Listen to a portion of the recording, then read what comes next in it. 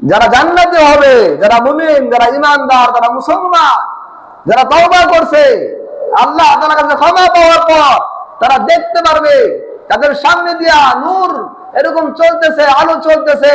তখন তারা বলবে ইয়াকুলুনা রাব্বানা, হে আমাদের পালনকর্তা, নূর আতমিম লানা নূরানা, আমাদের জন্য পরিপূর্ণ করে দেন, স্থায়ী করে দেন।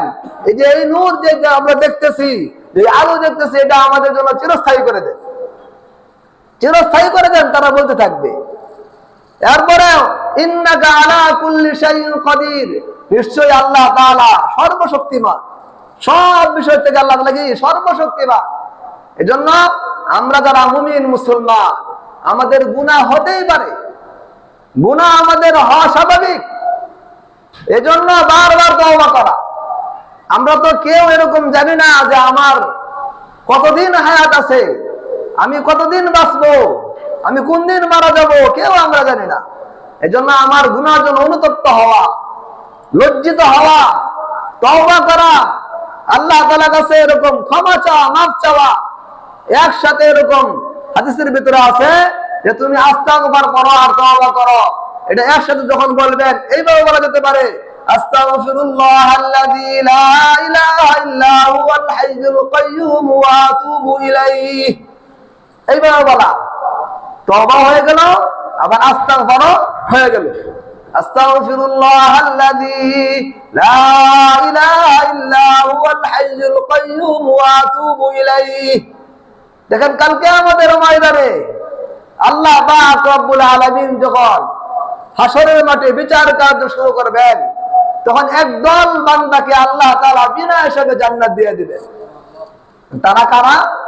বিনা হিসাবে জান্নাত পাবেন কারা? এই মুমিন মুসলমান। তারা তো পাপী বান্দা, গুনাহগার বান্দা। তারা যখন মৃত্যুর আগ পর্যন্ত যতদিন আল্লাহ তাআলা হায়াত দিবেন আর এরকম তওবা ইস্তিগফার করছেন, আর তওবা ইস্তিগফার করার কারণে আল্লাহ পাক রব্বুল আলামিন তার জীবনের সমস্ত গুনাহগুলো আল্লাহ তাআলা মাফ করে দিবেন। আর তারাই কাল কিয়ামতের ময়দানে গুনাহ ছাড়া নেকি নিয়ে উঠবে, আর নেকি নিয়ে ওঠার সাথে সাথেই তাকে আল্লাহ তাআলা বিনা হিসাবে জান্নাত দিয়ে দিবেন, বিনা হিসাবে জান্নাত দিয়ে দিবেন। আর একদল মানুষ তারা দুনিয়া থাকা অবস্থায় ঈমান ছিল, নেক আমল ছিল, সমস্ত সৎকর্ম তারা করত, করার পরে শেষ বসে মুরতাদ হয়ে গেছে, আল্লাহ তাআলার বিধান মানতে পারে নাই, আল্লাহ তাআলার বিধানে চলতে পারে নাই, তারা মুরতাদ হয়ে গেছে। যে এই সম্পর্কে আল্লাহ পাক রব্বুল আলামিন বলতেছেন, ওয়া মান ইয়ারতাদিদ মিনকুম আন দীনিহি ফায়ামুত ওয়া হুয়া কাফির ওয়া হুয়া কাফিরুন ফাউলাইকা হাবিতাত আমালুহুম ফিদ দুনিয়া ওয়াল আখিরাহ।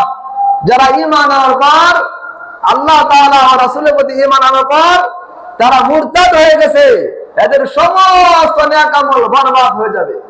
দুনিয়াতেও কোনো আর বদলা পাবে না, আখিরাতেও পাবে না। তার দুনিয়াতেও কোনো নেক আমল থাকবে না, আখিরাতেও থাকবে না। তাদেরকে আল্লাহ তাআলা বিনা হিসাবে জাহান্নামে দিয়ে দেবে, বিনা হিসাবে, কোনো হিসাব না, হিসাব ছাড়া তাদেরকে জাহান্নামে দেওয়া হবে। হাসরের মাঠে আরেক দলের হিসাব হবে, যে ওই দলের কারো কারো হিসাব হবে কঠিন, কারো কারো হিসাব হবে সহজ। কঠিন হিসাব কিরকম হবে? আমরা যারা গুনাহগার, এই গুনাহগারকে যখন আল্লাহ তাআলা জিজ্ঞাসা করা হবে, বান্দা তুমি দুনিয়াতে কেন গুনাহ করলা, কেন আমার নাফরমানি করলা, এখন বলে যাও। তো একদল পাপিষ্ঠ বান্দা তারা বলবে, আল্লাহ আমরা তো কোনো গুনাহ করি নাই, আমরা দুনিয়ার জিন্দেগিতে কোনো গুনাহ করি নাই।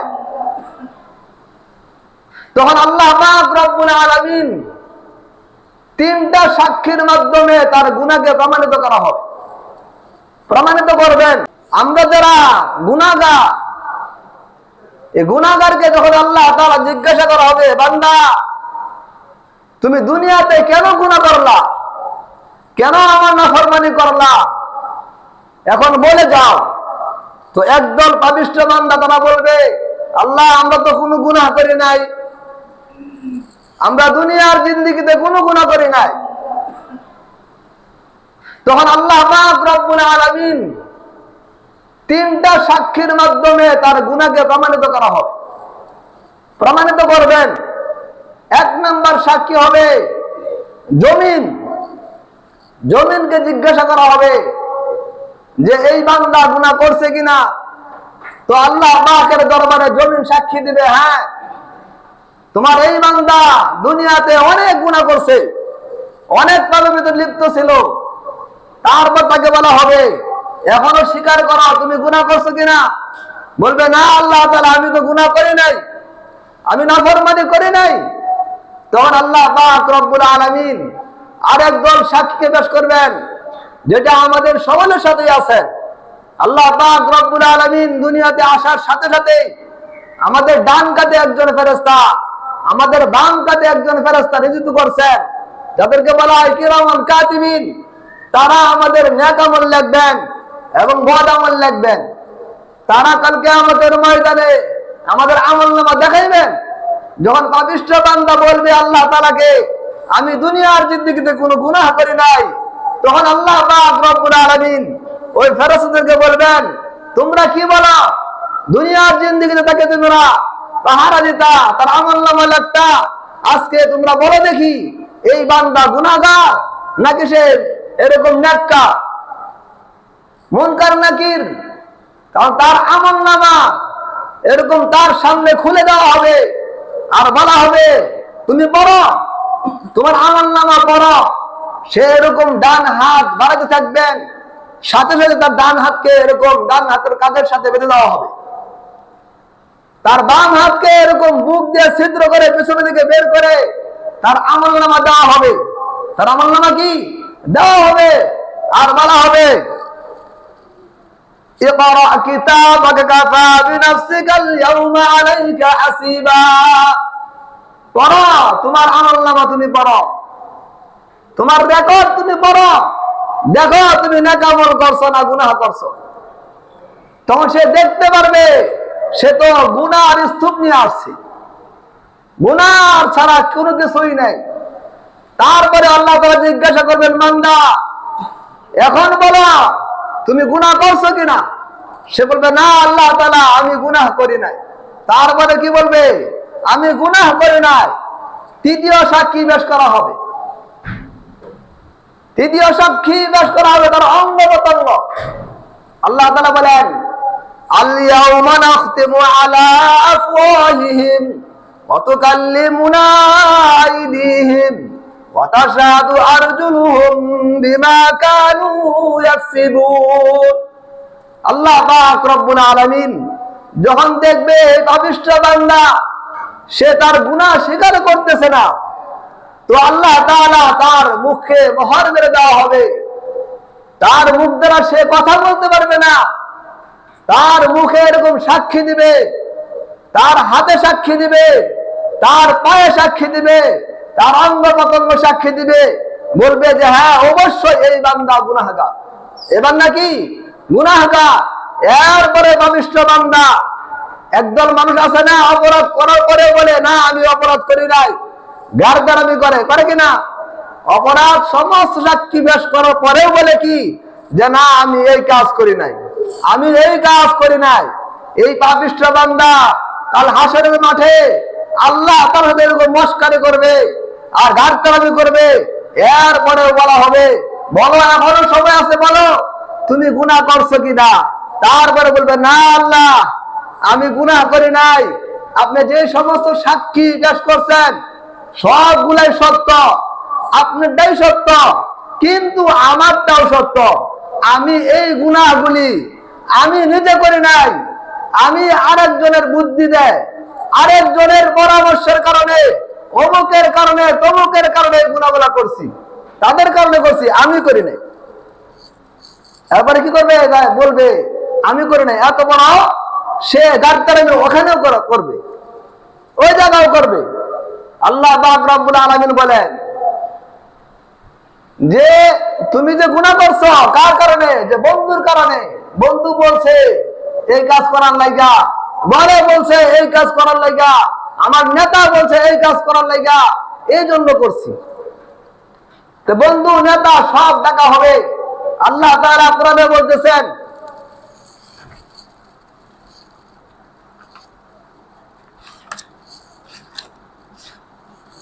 وقال الذين كفروا ربنا أرنا الذين أضلانا من الجن والإنس نجعلهما تحت أقدامنا ليكونا من الأسفلين।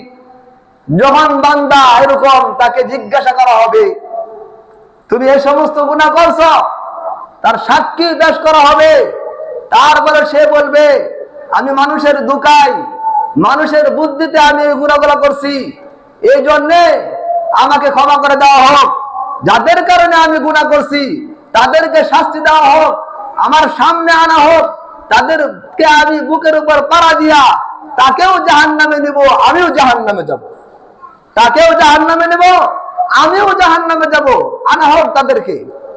যখন এই সাক্ষী পেশ করার পর তারপর বলা হবে যে তারা তো এরকম যে আল্লাহ পাক রব্বুল আলামিন সমস্ত মানুষকে এরকম জ্ঞান দিয়েছেন, বুদ্ধি দিয়েছেন, আকল দিয়েছেন, বিবেক দিয়েছেন, আল্লাহ তাআলা জানায় দিয়েছেন যে এরকম কোন বন্ধুর কথা মানা যাবে না।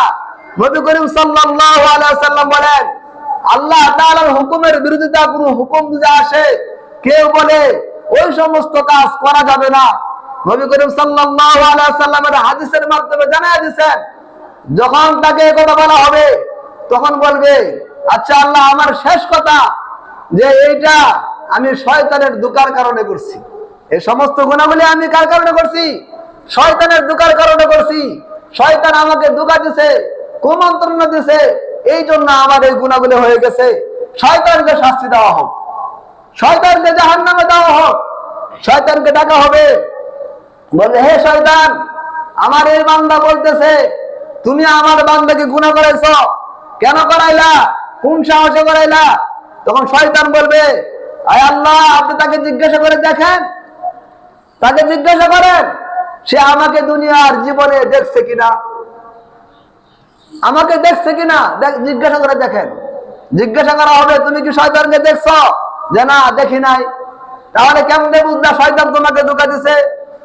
যে শয়তান আমার মনের ভিতরে কুমন্ত্রণা দিছে, গুনাহ করার জন্য মনের ভিতরে কুবুদ্ধি দিছে, কুমন্ত্রণা দিছে, এই জন্য আমি এই গুনাহগুলো করছি। আল্লাহ পাকের কাছে শয়তান বলবেন ওগো আল্লাহ দুনিয়াতে যখন আমাকে পাঠানো হয়েছিল তখন আমি তোমার কাছ থেকে অনুমতি নিয়েছিলাম যে আদম সন্তানের অন্তরে আমি কুমন্ত্রণা দিব। এই কথা তো আমি দুনিয়ার শুরু থেকেই মানুষ জানে, সবাই জানে যে শয়তান আমাদের অন্তরে কুমন্ত্রণা দিবে, সকলেই জানে, জানার পরেও কেন সে করলো, কেন করলো? অতএব আমি কোনো দোষী না, সে নিজেই দোষী, তাকেই জাহান্নামে নিক্ষেপ করা হোক, তাকে কি করা হোক? জাহান্নামে নিক্ষেপ করা হোক। তখন সে আর কোনো উপায় খুঁজে পাবে না, আর কোনো উপায় খুঁজে পাবে না। তখন তাকে এরকম পাকড়াও করে হাতে পায়ে বেঁধে তাকে জাহান্নামে নিক্ষেপ করা হবে, নিক্ষেপ করা হবে। তাহলে দেখেন যদি আমি তওবা করে মরতে পারি আমার জন্য বিনা হিসাবে জান্নাত, আর যদি আমি মুরতাদ হয়ে মারা যায় তাহলে বিনা হিসাবে জাহান্নাম। আর আল্লাহ পাক রব্বুল আলামিন যদি আমার হিসাব না শুরু করে দেয়, আর যদি আমি গারতারা থাকি, কঠিন হিসাব যদি আমার হয়, তাহলে হিসাব দিয়ে আমি কখনো জান্নাত যেতে পারবো না, কখনো না। এই জন্য আমাদের বারবার তওবা করতে হবে, একেবারে মৃত্যুর আগ পর্যন্ত। আল্লাহ পাক রব্বুল আলামিন এখনো তওবার দরজা খোলা রাখছেন। যদি আপনি আমার জীবনে এরকম সময় এসে যায় যে তওবার দরজা বন্ধ হয়ে গেছে, যত গুনাহ আমার হোক, যত অপরাধ আমি করে থাকি, তওবার দরজা বন্ধ হওয়ার আগ পর্যন্ত আল্লাহ তাআলা তওবা কবুল করবেন, আমাদের গুনাহগুলো মাফ করে দিবেন। আর যদি আমার মৃত্যুর সময় যখন আসবে, গড়গড়া যখন আমার গলার ভিতরে গড়গড় ডাক শুরু হয়ে যাবে, তখন যদি আমি 1000 বারও তওবা করি, কোটি বারও করি, তাহলে আমার তওবা কবুল হবে না, আর আল্লাহ তওবা কবুল করবেন না। আবার কিয়ামতের আগে যখন আল্লাহ পাক রব্বুল আলামিন সূর্য পশ্চিম দিক থেকে উদিত করবেন, এর আগ পর্যন্ত আল্লাহ তাআলা তওবা কবুল করবেন। যদি আমার গুনাহ হয়ে থাকে, আর যদি আমি কিয়ামতের এই আগ পর্যন্ত যদি হায়াত পাই, আর যদি এর আগে আমি তওবা না করতে পারি, তাহলে আল্লাহ তাআলা আমাকে ক্ষমা করবেন না। সূর্য উদিত হওয়ার পর থেকে আর কোন বান্দার গুনার কারণে তওবা কবুল করবেন না আল্লাহ তাআলা। কোন তওবাই আল্লাহ তাআলা গ্রহণ করবেন না। এর আগে আমাদের কি করা দরকার? বেশি বেশি তওবা করা দরকার। যদি আমি তওবা করি তাহলে আল্লাহ তাআলা বলতেছেন যে তওবা যারা করে তাদেরকে আমি ভালোবাসি, তাদেরকে আমি মহব্বত করি, তারা আমার বন্ধু।